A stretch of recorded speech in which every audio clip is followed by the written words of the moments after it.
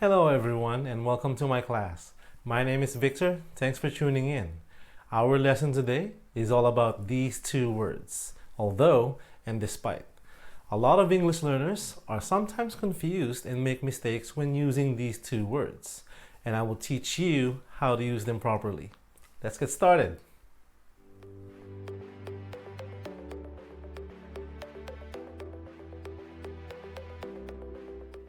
Okay. First things first, we don't use these two words the same way because they're not even the same part of speech. Let me explain. Although is actually a conjunction.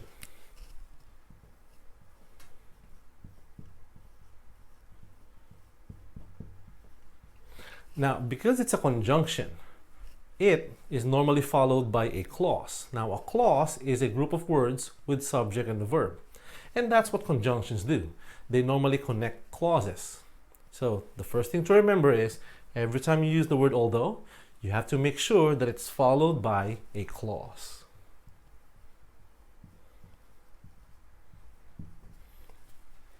Despite is different because despite is not a conjunction.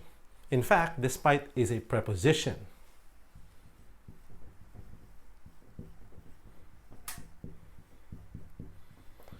Now, because it's a preposition, it cannot connect clauses. However, it must be followed by a noun or a noun phrase.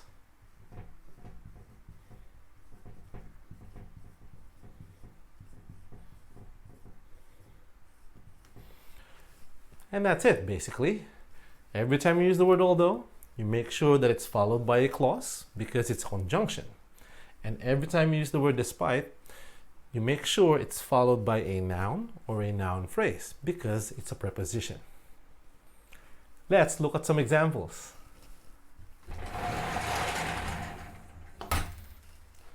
Okay, our first example, Timmy went on a picnic although it was raining. Now again, you use although and despite to express contrast. In the first example, you're using although followed by a clause. How do you know that it's a clause? Well, this is your subject and that's your verb. However, when you use despite, Timmy went on a picnic despite the rain. You don't have a clause anymore, you have a noun phrase. Second example, John always smiles although he has problems. Again, after the word although, you've got a clause. That's your subject, that's your verb. However, whenever you use despite, you need to make sure that you have a noun, not a clause. John always smiles despite problems. That's your noun right there. Last example. Ben hates his job although he earns a lot. Again, after the word although, you've got a clause. There's your subject and there's your verb. But when you use the word despite, you need to make sure that it's followed by a noun or a noun phrase. Ben hates his job despite earning a lot. In this part of the sentence, that is your noun. Now you might be thinking it looks like a verb ing.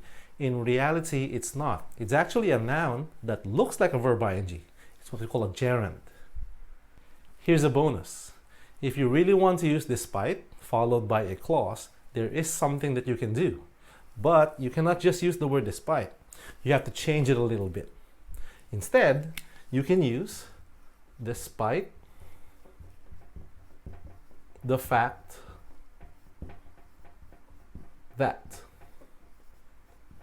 When you use this structure to express contrast, you can use it followed by a clause.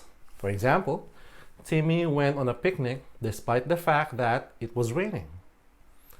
John always smiles despite the fact that he has problems. Ben hates his job despite the fact that he earns a lot. So you can use the word despite, but you have to make sure that if it's followed by a clause, you use this structure. That's it. I hope you learned something today and thanks for watching.